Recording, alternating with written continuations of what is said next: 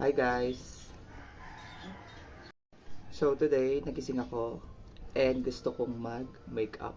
So, get ready with me! So first, magpe-prep muna ako ng skin.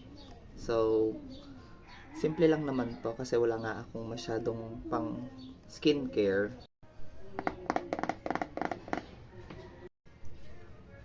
So, before, nagbablog din ako pero tinigil ko na kasi wala na akong time.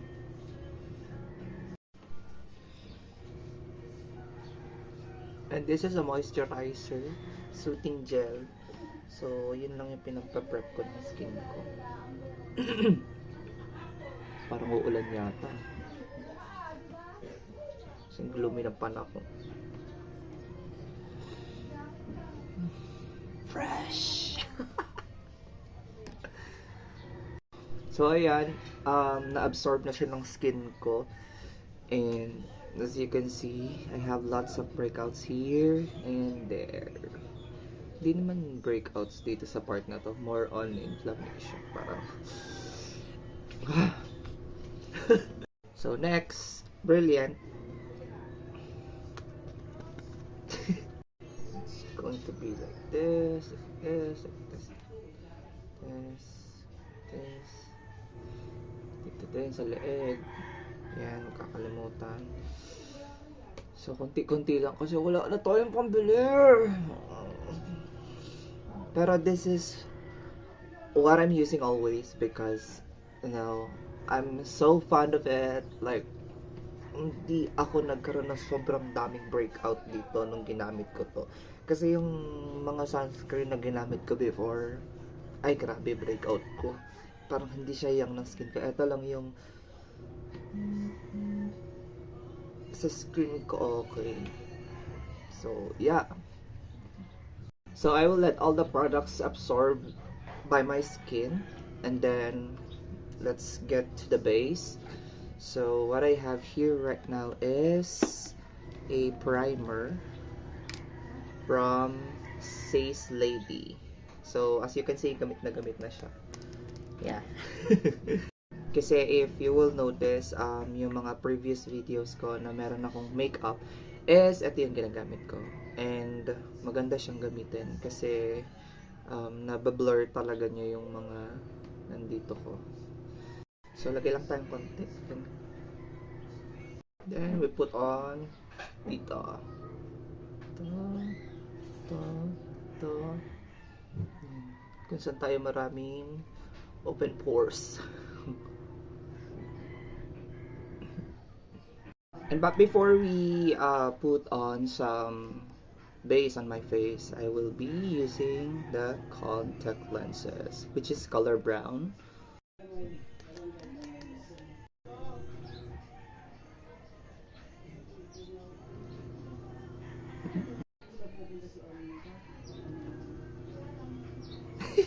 So maglagay muna tayo ng lip care na Vaseline before tayo mag-makeup. Tapos ang ating base, so we'll be starting with applying this. Fit Me in the shade 2. So kasi medyo fair yung skin natin, so kailangan natin maglagay nito. Pero acidic kasi yung balat ko, so kailangan ko na mas lighter shade sa akin. Yun lang.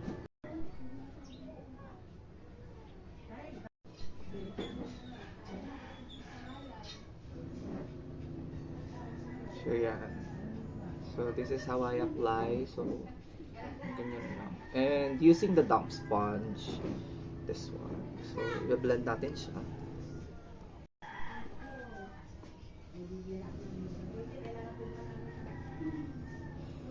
So wala akong concealer and everything for my base makeup because wala eh. Wala talaga. So hindi ko mako-conceal yung mga yan, pero okay lang. And as you can see, sobrang puti niya, pero trust the process. So to set the whole entire face, so kailangan nating mag-apply ng powder. So I'm gonna use this one, All Day No Sebum Blur Powder from Dr. Sensitive. So using this brush, I'm gonna use this powder to set the entire face like that. So, yung iba ginagawa siyang pang-bake. Ako din naman, ginagawa ko siyang pang-bake. Pero pinapang-set ko na din siya ng entire face ko kasi wala akong ibang powder. Ito lang. So, yun. So, may kanya-kanya naman tayong style ng pag-makeup. So, this is my style. And Gangnam style. Tsari! So, nagsaset ako ngayon dito under eyes, nose, and also here sa chin. Ayan, dito. Ayan. Using this powder again. And wala akong powder puff. So, I'm using my blending sponge. So, yep. So, for my brows, I'm gonna use this An Ganda All Day. So, this is the collaboration of Vice Cosmetics and with Ann Clothes also. And ako lang ba yung nagsiset ng kilay using hairspray. So, I'm gonna use this one. Ganito yung ginagawa ko sa kanya. Ganyan. Tapos, yun.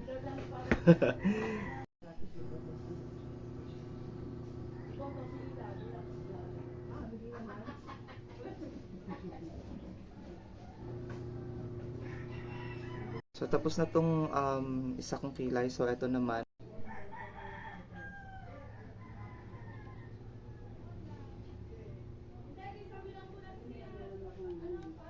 So, tapos na tayo sa brows. Got that. And then, fill in lang natin siya ng pomade using this one. So, look at that. So, sa kabila naman.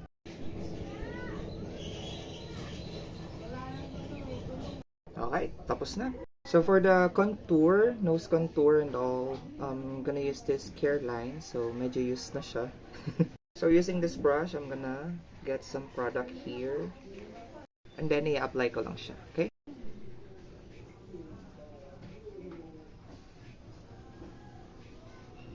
So, nakapaglagay na tayo sa nose. So, ang konti na natira ay ilalagay ko dito.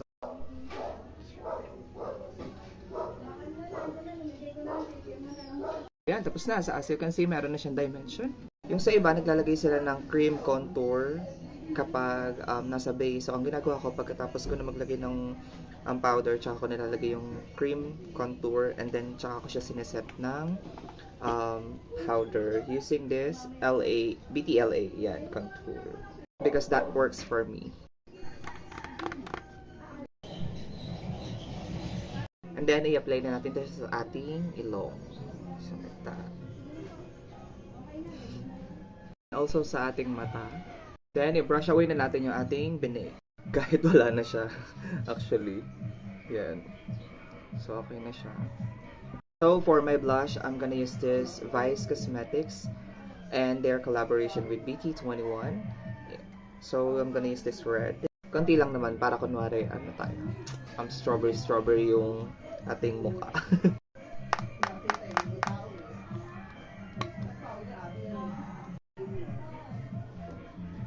So, dito ko siya nilalagay sa may bridge ng ilong. And then, dito. So, dito. Yan. Diyan ko siya nilalagay. Disclaimer lang, hindi ito everyday makeup look ha. So, gagawin ko lang to dahil mag-film lang tayo. So, for my lips, I'm going to use this Brilliant lip and cheek tint in the shade Lady Boss. So, as you can see, konti na lang siya kasi gamit na gamit dahil maganda siya and it complements my lip and my skin also. So, yeah.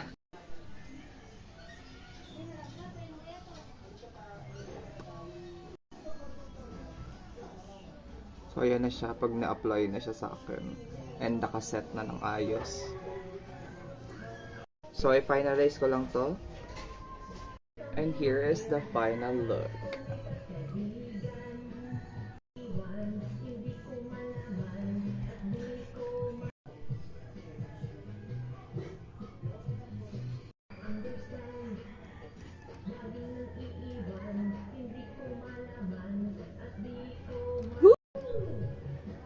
Tama na.